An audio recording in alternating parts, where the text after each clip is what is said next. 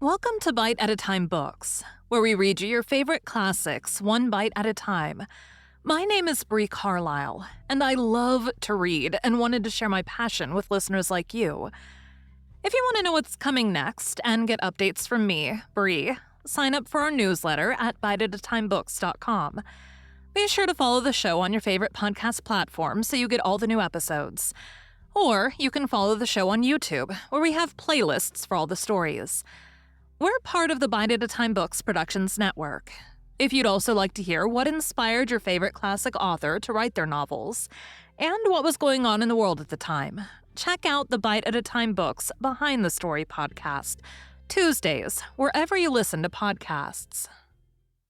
Today we'll be continuing Through the Looking Glass by Lewis Carroll. Chapter 9. Queen Alice. "Well, this is grand," said Alice. "I never expected I should be a queen so soon. And I'll tell you what it is, Your Majesty." She went on in a severe tone. She was always rather fond of scolding herself. "It'll never do for you to be lolling about on the grass like that. Queens have to be dignified, you know." So she got up and walked about, rather stiffly just at first, as she was afraid that the crown might come off. But she comforted herself with the thought that there was nobody to see her. "And if I really am a queen," she said as she sat down again, "I shall be able to manage it quite well in time." Everything was happening so oddly that she didn't feel a bit surprised at finding the Red Queen and the White Queen sitting close to her, one on each side. She would have liked very much to ask them how they came there, but she feared it would not be quite civil. However, there would be no harm, she thought, in asking if the game was over. "Please, would you tell me—" she began, looking timidly at the Red Queen. "Speak when you're spoken to," the Queen sharply interrupted her. "But if everybody obeyed that rule," said Alice, who was always ready for a little argument, "and if you only spoke when you were spoken to, and the other person always waited for you to begin, you see, nobody would ever say anything, so that—" "Ridiculous!" cried the Queen. "Why don't you see, child?" Here she broke off with a frown, and after thinking for a minute, suddenly changed the subject of the conversation. "What do you mean by, if you really are a queen? What right have you to call yourself so? You can't be a queen, you know, till you've passed the proper examination, and the sooner we begin it, the better." "I only said if," poor Alice pleaded in a piteous tone. The two queens looked at each other, and the Red Queen remarked with a little shudder, "She says she only said if." "But she said a great deal more than that," the White Queen moaned, wringing her hands. "Oh, ever so much more than that." "So you did, you know," the Red Queen said to Alice. "Always speak the truth, think before you speak, and write it down afterwards." "I'm sure I didn't mean—" Alice was beginning. But the Red Queen interrupted her impatiently. "That's just what I complain of. You should have meant.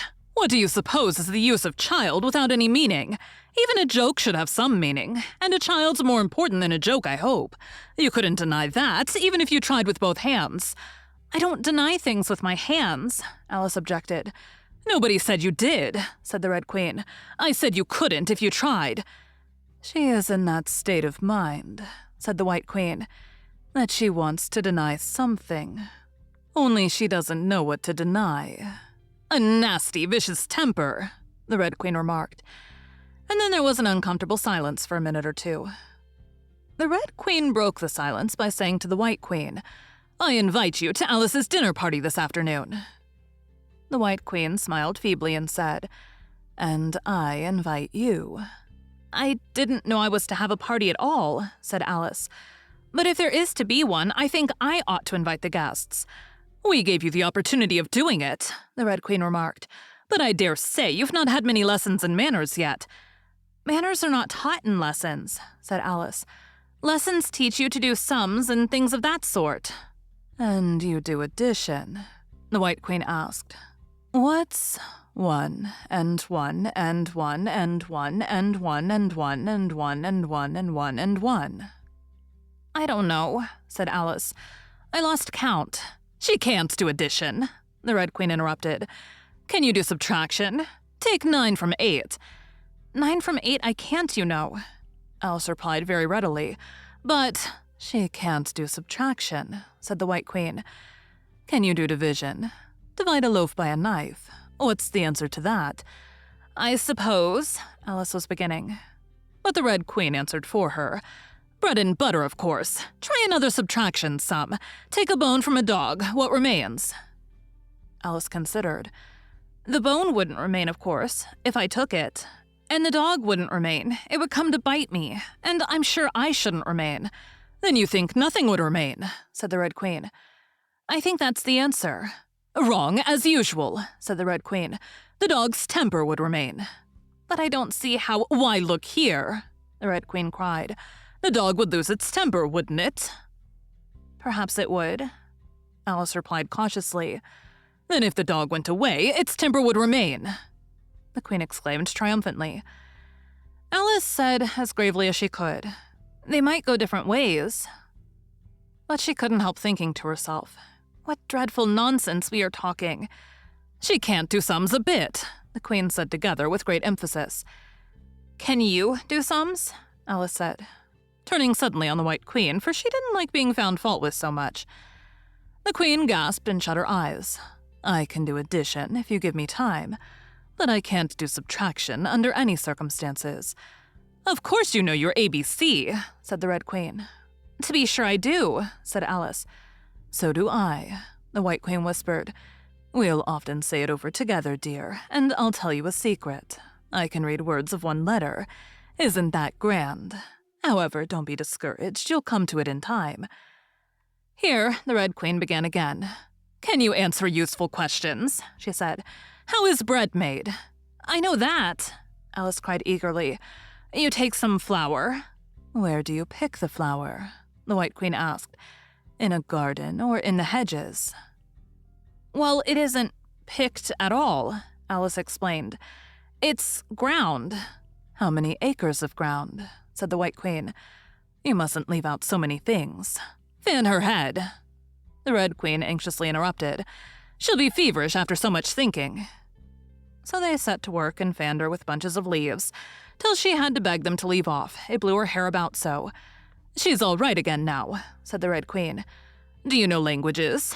What's the French for fiddle-dee-dee? Fiddle-dee-dee is not English, Alice replied gravely. Whoever said it was, said the Red Queen. Alice thought she saw a way out of the difficulty this time. If you'll tell me what language fiddle-dee-dee is, I'll tell you the French for it, she exclaimed triumphantly. But the Red Queen drew herself up rather stiffly and said, Queens never make bargains. I wish queens never asked questions, Alice thought to herself. Don't let us quarrel, the White Queen said in an anxious tone. What is the cause of lightning? The cause of lightning, Alice said very decidedly, for she felt quite certain about this, is the thunder. No, she hastily corrected herself. I meant the other way. It's too late to correct it, said the Red Queen. When you've once said a thing, that fixes it, and you must take the consequences. Which reminds me, the White Queen said, looking down and nervously clasping and unclasping her hands. We had such a thunderstorm last Tuesday. I mean, one of the last set of Tuesdays, you know. Alice was puzzled. In our country, she remarked, there's only one day at a time. The Red Queen said, That's a poor thin way of doing things. Now here, we mostly have days and nights, 2 or 3 at a time, and sometimes in the winter we take as many as 5 nights together, for warmth, you know. Are 5 nights warmer than 1 night, then? Alice ventured to ask. 5 times as warm, of course. But they should be 5 times as cold by the same rule. Just so, cried the Red Queen. 5 times as warm and 5 times as cold, just as I'm 5 times as rich as you are and 5 times as clever. Alice sighed and gave it up. It's exactly like a riddle with no answer, she thought. Humpty Dumpty saw it too. The White Queen went on in a low voice, more as if she were talking to herself.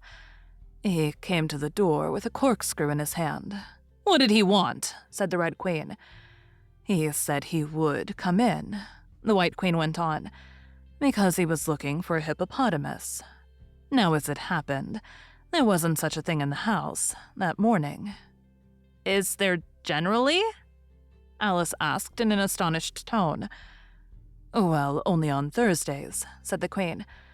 I know what he came for, said Alice. He wanted to punish the fish because... Here the White Queen began again. It was such a thunderstorm, you can't think. She never could, you know, said the Red Queen. And part of the roof came off, and ever so much thunder got in, and it went rolling round the room in great lumps, and knocking over the tables and things, till I was so frightened I couldn't remember my own name.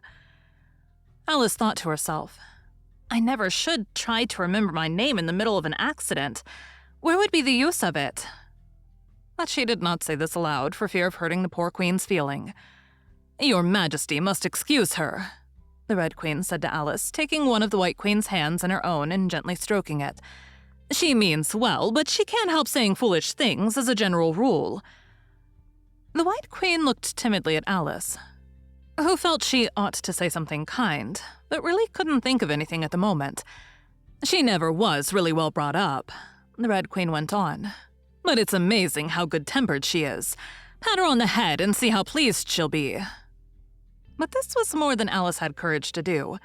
A little kindness and putting her hair in papers would do wonders with her. The White Queen gave a deep sigh and laid her head on Alice's shoulder. I am so sleepy, she moaned. She is tired, poor thing, said the Red Queen. Smooth her hair, lend her your nightcap, and sing her a soothing lullaby. I haven't got a nightcap with me, said Alice, as she tried to obey the first direction. And I don't know any soothing lullabies. I must do it myself, then, said the Red Queen. And she began. Hush-a-bye, lady, in Alice's lap. Till the feast's ready, we've time for a nap. When the feast's over, we'll go to the ball. Red Queen and White Queen and Alice and all. And now you know the words, she added, as she put her head down on Alice's other shoulder. Just sing it through to me. I'm getting sleepy, too. In another moment, both queens were fast asleep and snoring loud. What am I to do? Exclaimed Alice, looking about in great perplexity, as first one round head, and then the other, rolled down from her shoulder and lay like a heavy lump in her lap. I don't think it ever happened before that anyone had to take care of two queens asleep at once. No, not in the history of England. It couldn't, you know, because there never was more than one queen at a time. Do wake up, you heavy things, she went on in an impatient tone. But there was no answer but a gentle snoring. The snoring got more distinct every minute and sounded more like a tune. At last, she could even make out the words.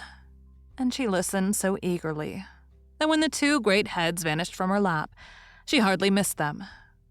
She was standing before an arched doorway, over which were the words Queen Alice in large letters, and on each side of the arch there was a bell handle. One was marked Visitor's Bell, and the other Servant's Bell. I'll wait till the song's over, thought Alice, and then I'll ring the... Which bell must I ring? She went on, very much puzzled by the names. I'm not a visitor, and I'm not a servant. There ought to be one marked Queen, you know. Just then the door opened a little way, and a creature with a long beak put its head out for a moment and said, No admittance till the week after next, and shut the door again with a bang. Alice knocked and rang in vain for a long time. But at last, a very old frog who was sitting under a tree got up and hobbled slowly towards her. He was dressed in bright yellow and had enormous boots on. What is it now?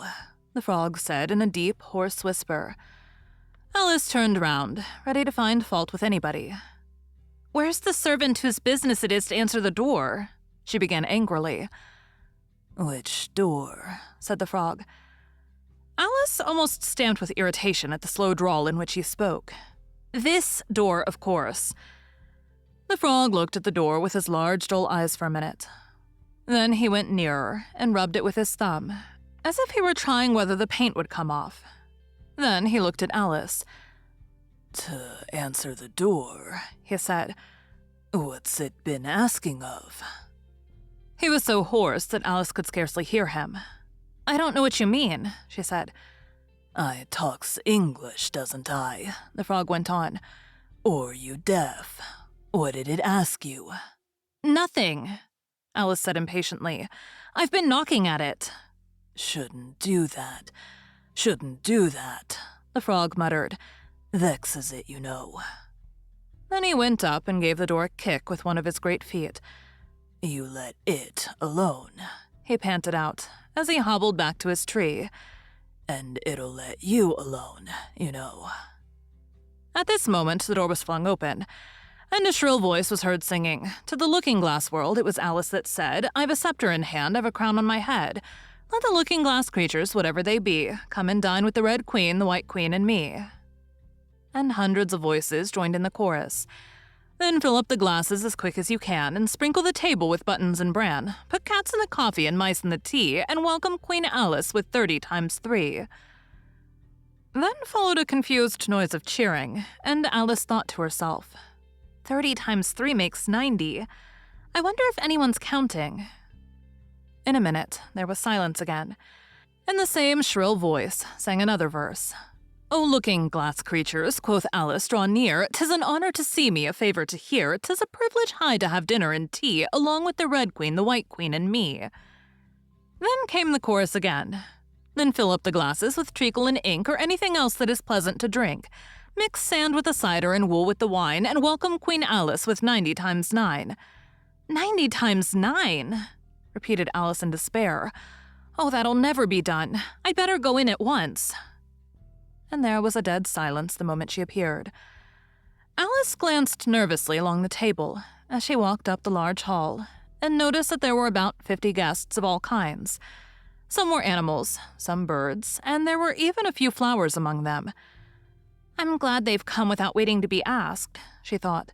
I should never have known who were the right people to invite. There were 3 chairs at the head of the table. The Red and White Queens had already taken 2 of them, but the middle one was empty. Alice sat down in it, rather uncomfortable in the silence, and longing for someone to speak. At last, the Red Queen began. You've missed the soup and fish, she said. Put on the joint. And the waiters set a leg of mutton before Alice, who looked at it rather anxiously, as she had never had to carve a joint before. You look a little shy. Let me introduce you to that leg of mutton, said the Red Queen. Alice, mutton, mutton, Alice. The leg of mutton got up in the dish and made a little bow to Alice. And Alice returned the bow, not knowing whether to be frightened or amused. May I give you a slice? She said, taking up the knife and fork and looking from one queen to the other. Certainly not, the Red Queen said very decidedly. It isn't etiquette to cut anyone you've been introduced to. Remove the joint. And the waiters carried it off and brought a large plum pudding in its place. I won't be introduced to the pudding, please, Alice said rather hastily, or we shall get no dinner at all. May I give you some? But the Red Queen looked sulky and growled, Pudding, Alice, Alice, pudding. Remove the pudding. And the waiters took it away so quickly that Alice couldn't return its bow. However, she didn't see why the Red Queen should be the only one to give orders. So, as an experiment, she called out, Waiter, bring back the pudding. And there it was again in a moment, like a conjuring trick. It was so large that she couldn't help feeling a little shy with it, as she had been with the mutton. However, she conquered her shyness by a great effort, and cut a slice and handed it to the Red Queen. What impertinence, said the pudding. I wonder how you'd like it if I were to cut a slice out of you, you creature. It spoke in a thick, suety sort of voice, and Alice hadn't a word to say in reply. She could only sit and look at it and gasp. Make a remark, said the Red Queen. It's ridiculous to leave all the conversation to the pudding. Do you know, I've had such a quantity of poetry repeated to me today, Alice began, a little frightened at finding that, the moment she opened her lips, there was dead silence, and all eyes were fixed upon her. And it's a very curious thing, I think. Every poem was about fishes in some way. Do you know why they're so fond of fishes all about here? She spoke to the Red Queen, whose answer was a little wide of the mark.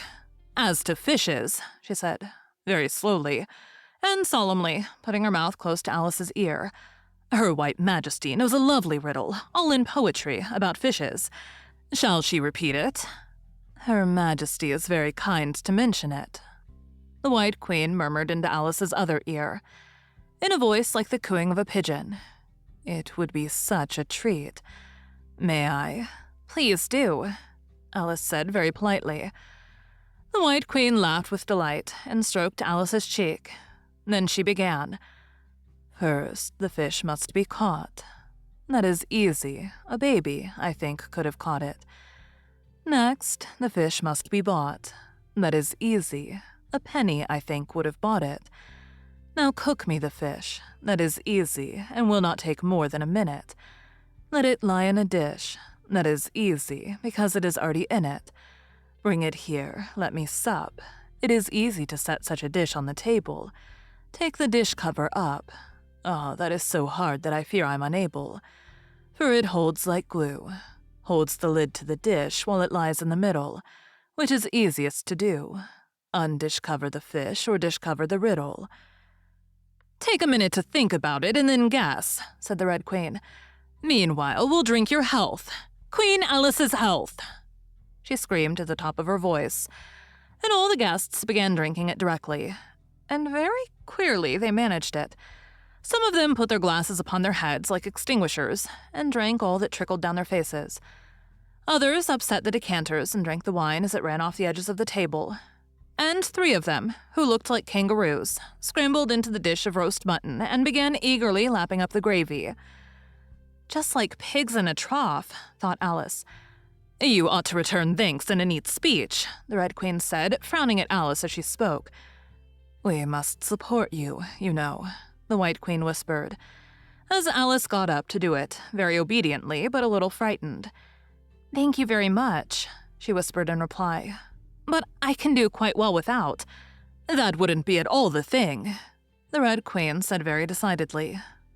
So Alice tried to submit to it with a good grace. And they did push so, she said afterwards, when she was telling her sister the history of the feast. You would have thought they wanted to squeeze me flat. In fact, it was rather difficult for her to keep her in her place while she made her speech. The 2 queens pushed her so, one on each side, that they nearly lifted her up into the air. I rise to return thanks, Alice began. And she really did rise, as she spoke, several inches. But she got hold of the edge of the table and managed to pull herself down again. Take care of yourself, screamed the White Queen, seizing Alice's hair with both her hands. Something's going to happen. And then, as Alice afterwards described it, all sorts of things happened in a moment. The candles all grew up to the ceiling, looking something like a bed of rushes with fireworks at the top. As to the bottles, they each took a pair of plates, which they hastily fitted on as wings, and so, with forks for legs, went fluttering about in all directions. And very like birds they look, Alice thought to herself, as well as she could in the dreadful confusion that was beginning. At this moment, she heard a horse laugh at her side, and turned to see what was the matter with the White Queen. But instead of the Queen, there was the leg of mutton sitting in the chair. Here I am, cried a voice from the soup tureen. And Alice turned again just in time to see the Queen's broad, good-natured face grinning at her for a moment, over the edge of the tureen, before she disappeared into the soup. There was not a moment to be lost. Already, several of the guests were lying down in the dishes, and the soup ladle was walking up the table towards Alice's chair, and beckoning her to impatiently get out of its way.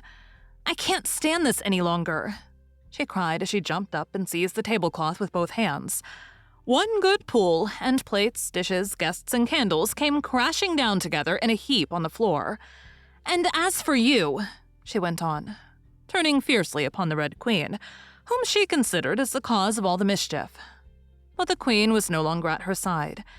She had suddenly dwindled down to the size of a little doll, and was now on the table, merrily running round and round after her own shawl, which was trailing behind her. At any other time, Alice would have felt surprised at this. But she was far too much excited to be surprised at anything now. As for you, she repeated, catching hold of the little creature in the very act of jumping over a bottle, which had just lighted upon the table. I'll shake you into a kitten. That I will. Thank you for joining Bite at a Time Books today, while we read a bite of one of your favorite classics. Again, my name is Bree Carlile, and I hope you come back tomorrow for the next bite of Through the Looking Glass. Don't forget to sign up for our newsletter at biteatatimebooks.com. You can check out the show notes or our website, biteatatimebooks.com, for the rest of the links for our show. We'd love to hear from you on social media at Bite at a Time Books.